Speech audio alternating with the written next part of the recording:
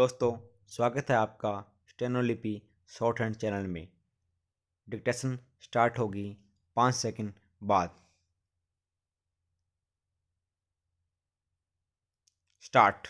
माननीय कल्याणमल जी जैन और उनके साथी दूसरे 3 विधायक उस दिन इस काम में शरीक हुए थे, लेकिन उनके प्रति मेरे मन में सम्मान की भावना है और मैं व्यक्तिगत रूप से उनका मित्र भी हूँ। स्टॉप।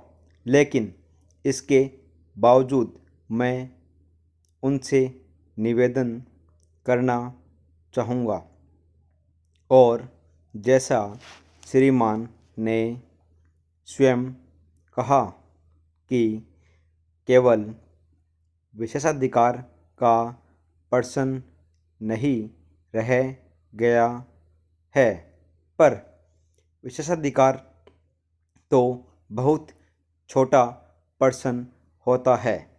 यहाँ अहम सवाल यह आ गया है और संविधान के प्रति निष्ठा का सवाल आ गया है। स्टॉप। मेरा ऐसा मानना है और आप भी मानते हैं। स्टॉप।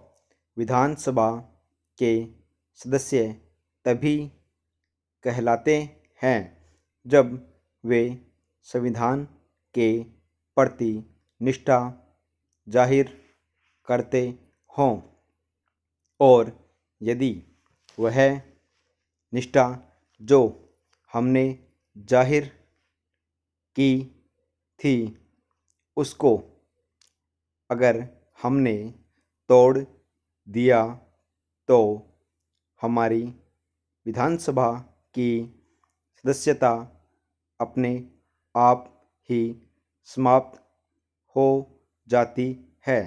स्टॉप।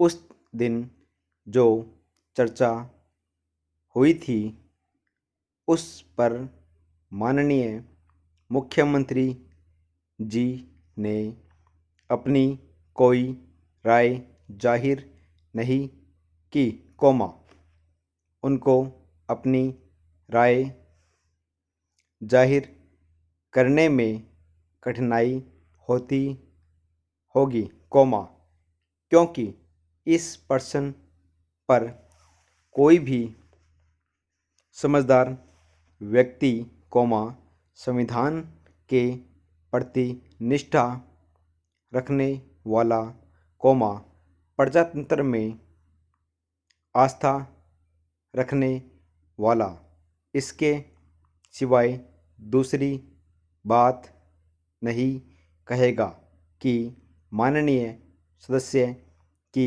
सदस्यता समाप्त हो चुकी है। स्टॉप। मुख्यमंत्री महोदय को यह कहने में कठिनाई जरूर हो रही होगी। स्टॉप। इसे हम सभी साथी अच्छी तरह से समझ सकते हैं। स्टॉप। इसलिए उनकी सदस्यता समाप्त कर दी जानी चाहिए। स्टॉप। श्रीमान, कई बार मेरे सचिवालय में ऐसे पत्र, तार और संकल्पों की प्रतियां आदि खूब आती रहती हैं, जिन्हें नियमों के अंतर्गत याचिकाओं के रूप में स्वीकार नहीं किया जा सकता। स्टॉप। उन्हें अभ्यावेदन ही मान लिया जाता है। स्टॉप। इन अभ्यावेदनों को समिति के पास भेज कर पेश कर दिया जाता है और समिति उन पर विचार करती है, निर्णय करती है, अपना मत देती है, फिर उनका निराकरण किया जाता है। स्टॉप। केवल वही सार्वजनिक संस्था, संघ या व्यक्ति लोकसभा के क्षेत्राधिकार के अंतर्गत आने वाले किसी विषय के संबंध में समिति को अभ्यावेदन दे सकते हैं। स्टॉप। अभ्यावेदन हेतु अलग से किसी निर्धारित प्रपत्र की व्यवस्था नहीं की गई है। स्टॉप। इसे मात्र पत्र के रूप में ही दिया जा सकता है, जिसमें संविधान संशोधन, करों की माफ़ी तथा नए करों को लगाने के संबंध में सुझाव मात्र हो, उन्हें ही दिए जा सकते हैं। स्टॉप।